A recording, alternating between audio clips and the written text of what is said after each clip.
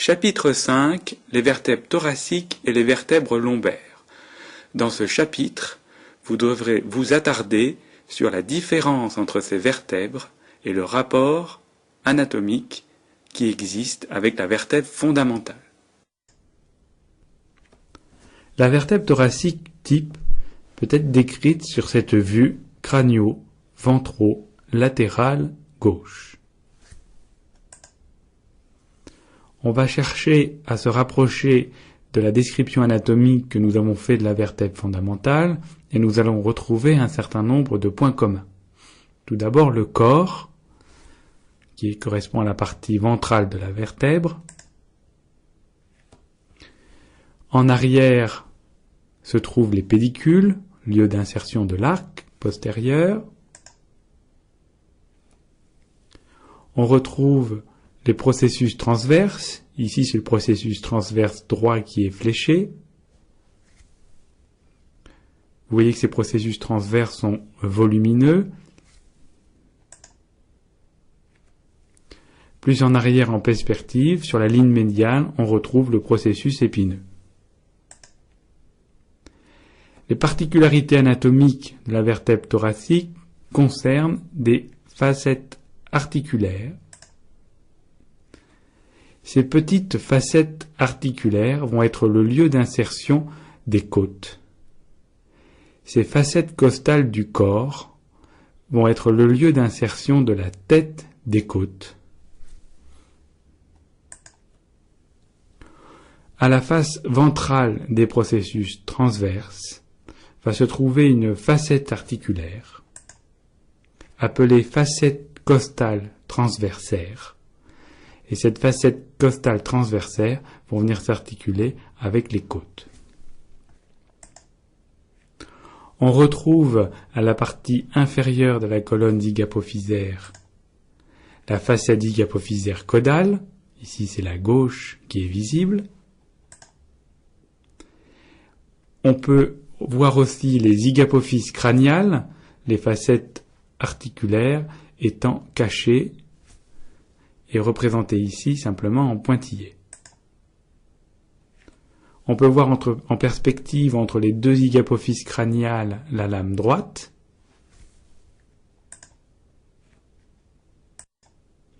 Si l'on change de point de vue, cette vertèbre thoracique type sur une vue crâniale va présenter une partie dorsale qui va correspondre à l'arc et une partie ventrale qui va correspondre au corps. On retrouve les pédicules, qui est le lieu d'union entre l'arc et le corps. On retrouve le processus transverse, ici c'est le gauche qui est fléché.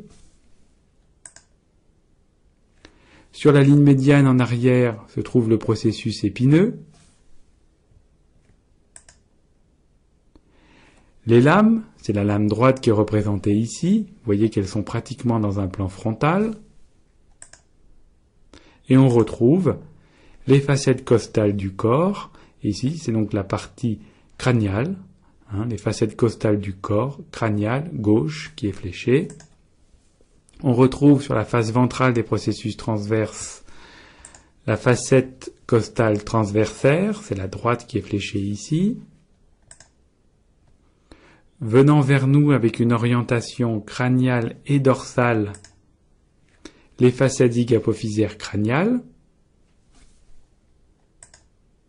Et on peut apprécier sur cette vue crâniale l'orientation des processus transverses avec une orientation latérale mais aussi dorsale. On peut observer la forme globale du foramen vertébral et vous voyez que au niveau thoracique, ce foramen vertébral a une forme globalement circulaire.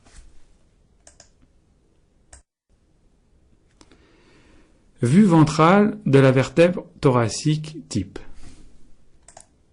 On retrouve les éléments précédemment décrits, venant vers nous le corps. Latéralement, plus en arrière, le processus transverse, droit et gauche. Plus en arrière encore, la partie crâniale des colonnes zygapophysaires, c'est-à-dire la zygapophyse crâniale, la droite et la gauche. Les surfaces articulaires ne sont pas visibles car elles sont orientées crânialement et dorsalement, donc pas visibles sur une vue ventrale. On retrouve sur la ligne médiane, plongeant vers le bas, le processus épineux. Vous voyez son trajet vertical.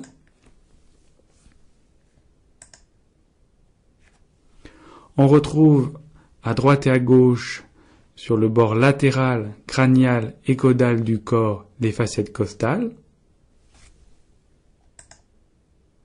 Sur la face ventrale des processus transverses, on retrouve des facettes transversaires droite et gauche.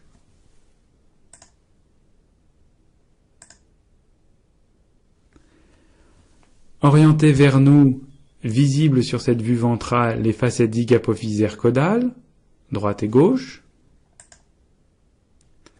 On peut apprécier aussi l'orientation des processus transverses.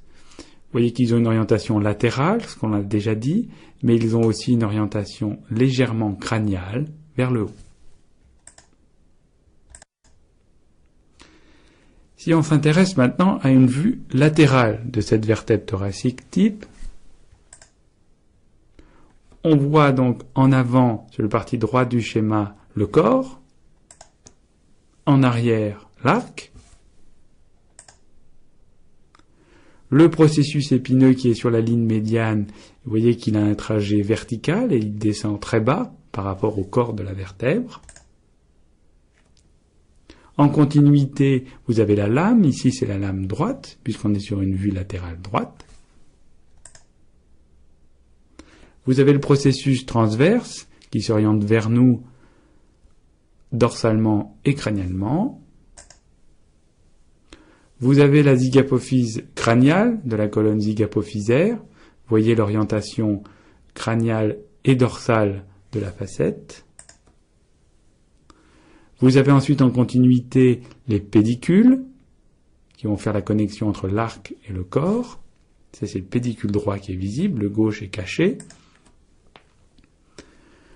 On retrouve à la partie caudale de la colonne zygapophysaire la zygapophyse caudale, et la surface articulaire n'est pas visible sur une vue latérale, car elle est orientée ventralement et caudalement. On retrouve les facettes costales, facette costale crâniale, sur le bord latéral crânial du corps vertébral, et la facette costale caudale, sur le bord latéral de la partie caudale de la vertèbre. On retrouve sur la face ventrale des processus transverses la facette transversaire gauche. Et enfin, on peut décrire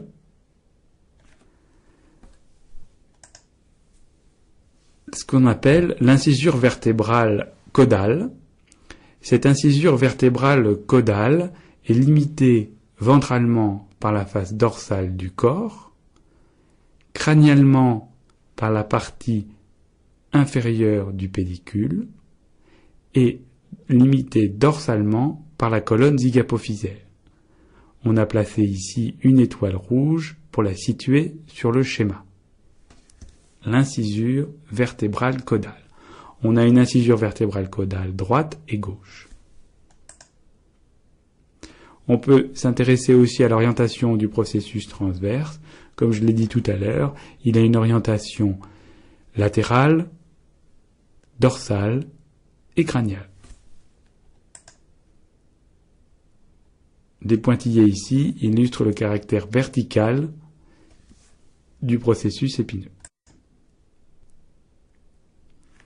Nous allons voir maintenant sur ce schéma l'organisation des facettes costales et l'articulation avec le thorax. Vous avez ici représenté les vertèbres thoraciques types de T1 à T9.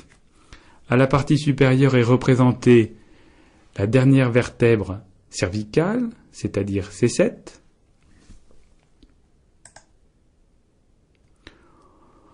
Si l'on s'intéresse à la disposition des facettes costales, vous voyez que les deux vertèbres C7 et T1,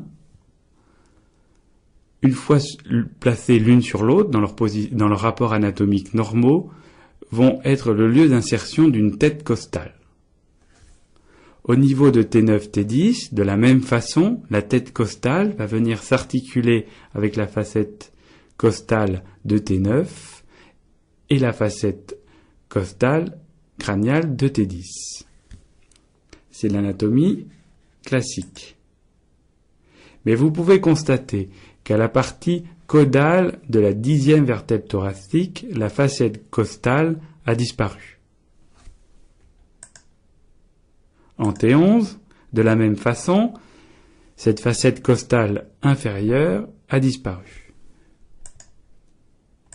De même sur T12. Si l'on s'intéresse aussi à la facette costale transversaire, elle n'existe plus en T11 et en T12. A été représenté ici sur ce schéma, en orange, sous forme de cercle, les facettes costales absentes. En revanche, de façon assez caractéristique, ces facettes costales se sont déplacées. Par exemple, au niveau de T10, T11, cette facette costale n'est plus à cheval sur les deux vertèbres, mais se retrouve au niveau de la face latérale du corps vertébral, en alignement avec le pédicule. Vous constatez qu'en T12, de la même façon, la facette costale donne l'impression de s'être déplacée, de ne plus être à cheval sur T11 et sur T12, mais de descendre sur le corps de T12, avec une particularité sur T12 par rapport à T11, c'est que cette facette costale est plus postérieure et se retrouve quasiment en regard du pédicule. Une étoile a été mise en place, bleue, pour vous montrer des facettes costales déplacées en T11 et en T12. L'autre élément important sur ce schéma, c'est cette vertèbre T12, qui est donc une vertèbre transitionnelle. Vous voyez que sa surface icapophysaire caudale a une orientation qui n'est pas typique d'une vertèbre thoracique, mais prend une orientation latérale, et ce qui correspond à l'orientation des surfaces icapophysaires des vertèbres lombaires.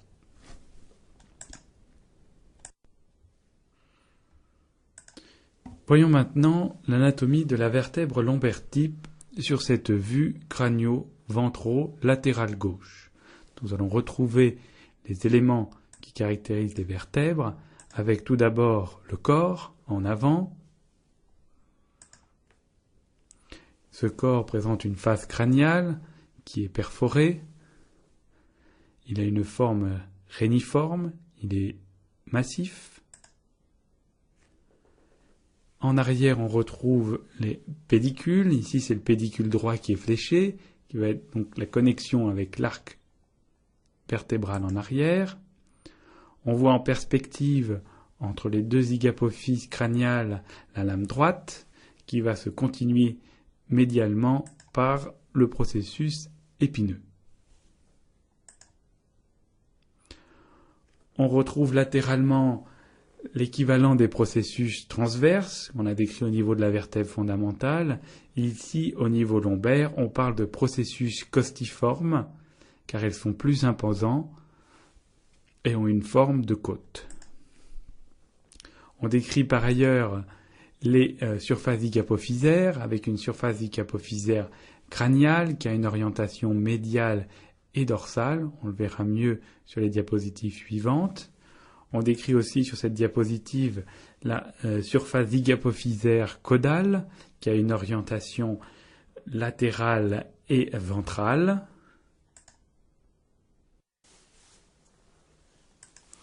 La vertèbre lombaire type sur une vue crâniale. La partie ventrale de cette vertèbre correspond à la partie haute du schéma. La partie dorsale correspond à la partie basse du schéma. On retrouve sur la ligne médiane en arrière le processus épineux de cette vertèbre lombaire. On peut constater que ce processus est renforcé à ce niveau. Plus en avant, à droite et à gauche, ce processus épineux se continue par les lames. Et ici, c'est la lame gauche qui est représentée. Plus en avant encore, l'arc vient s'insérer sur la face dorsale du corps, au niveau des pédicules, et c'est le pédicule gauche qui est fléché ici. En avant, partie volumineuse de la vertèbre qui correspond au corps vertébral. Les colonnes zygapophysaires sont chapeautées à leur partie crâniale par la zygapophyse crâniale. Ici, c'est la droite qui est représentée. La zygapophyse caudale droite et gauche ne sont pas visibles de par l'orientation des facettes articulaires.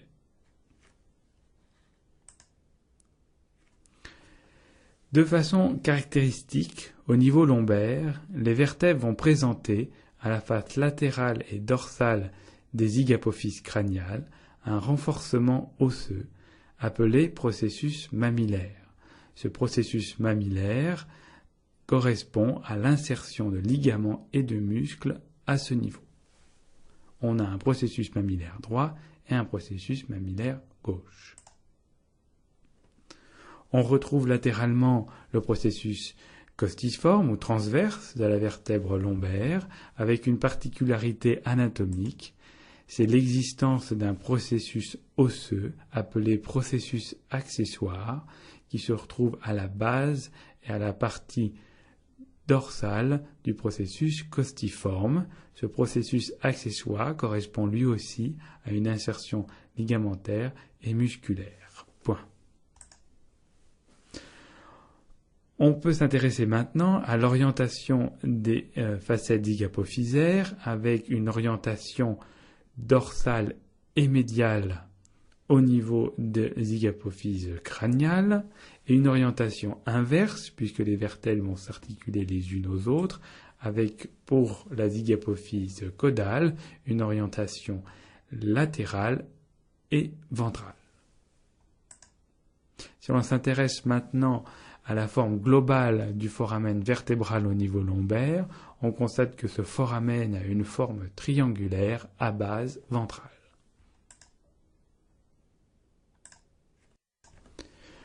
Vue ventrale de la vertèbre lombaire type.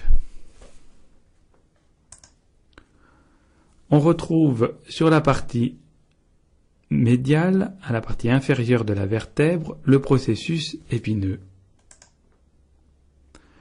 Venant vers nous, imposant le corps de la vertèbre. Latéralement, on retrouve les processus costiformes ou transverses de la vertèbre lombaire. Plus en arrière, en perspective, on retrouve les zygapophyses crâniales droite et gauche. Les facettes articulaires ne sont pas visibles sur cette vue ventrale. Latéralement, à la zygapophyse crâniale, on retrouve le processus mammillaire, droit et gauche. Il est possible de voir sur cette vue ventrale les surfaces zygapophysaires caudales, droite et gauche, qui sont orientées vers nous.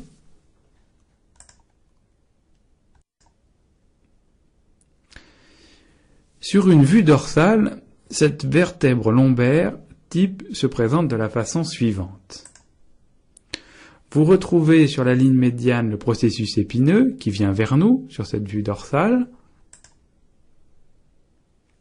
Et cette fois, il faut essayer de voir en perspective la face dorsale du corps. On passe donc à travers le foramen vertébral. On retrouve la lame à droite et à gauche. Ici, c'est la lame droite qui est fléchée. Vous retrouvez sur cette vue dorsale les surfaces zygapophysaires crâniales qui sont orientées vers nous, c'est-à-dire dorsalement. La zygapophyse caudale avec une surface zygapophysaire qui n'est pas visible sur cette vue dorsale. On retrouve latéralement aux surfaces zygapophysaires crâniales les processus mammillaires, à droite et à gauche. Latéralement transverses, les processus costiformes ou transverses. Avec alors partie dorsale, basale et inférieure, les processus accessoires. Il est important de repérer ici le bord crânial des lames droite et gauche qui vont converger vers la ligne médiane. Ce bord correspond à l'insertion du ligament interlamaire. Ce ligament interlamaire n'est pas représenté ici, on le verra sur un autre schéma, mais cette ligne correspond à son insertion caudale. Ce ligament se nomme aussi le ligament jaune. Il existe un ligament jaune ou interlamaire droit et un ligament jaune ou interlamaire gauche.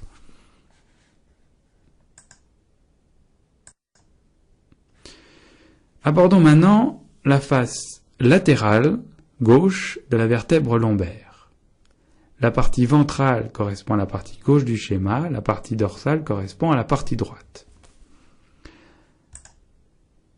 Nous retrouvons bien sûr le corps en avant et en arrière l'arc. Très postérieur, le processus épineux. Vous voyez qu'il a un trajet quasiment horizontal. Vous avez ici les lames, la lame gauche. On retrouve le pédicule à la face postérieure du corps qui correspond à l'insertion de l'arc.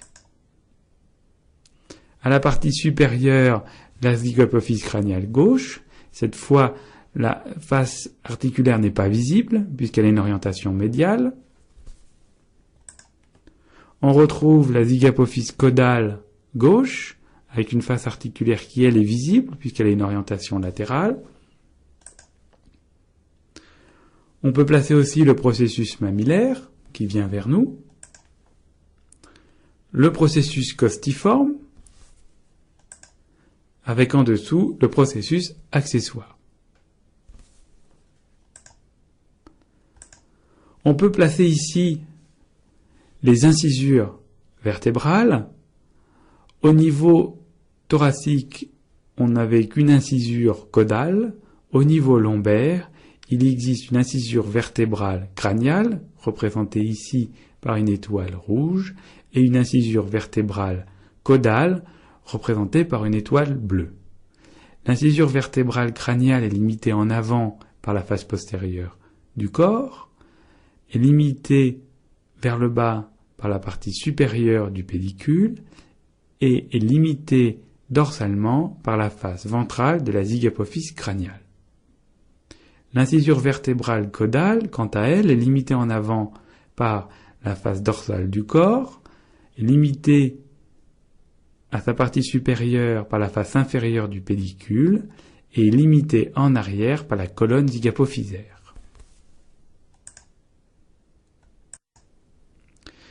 Si on s'intéresse aux formes des vertèbres, il existe une particularité au niveau de la vertèbre lombaire L5 qui a une forme particulière.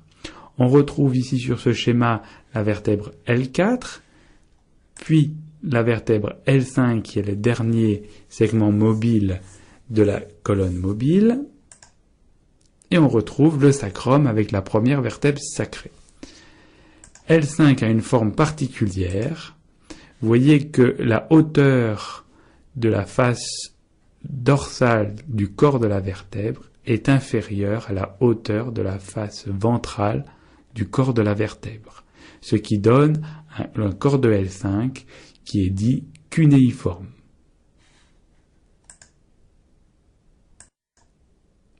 L'autre élément important à connaître, c'est la disposition des surfaces zygapophysaires. Vous avez ici une vue dorsale des différents niveaux que nous venons d'étudier, et on a placé un point au centre de chaque surface zygapophysaire, droite et gauche, crâniale et caudale. Nous avons pu faire les constatations anatomiques suivantes. Au niveau L1 et L2, ces 4 points forment un trapèze. Au niveau de L3, ces 4 points vont former un rectangle vertical. Au niveau de L4, on a un carré, avec 4 côtés de même longueur. Au niveau de L5, on a un rectangle, mais cette fois horizontal.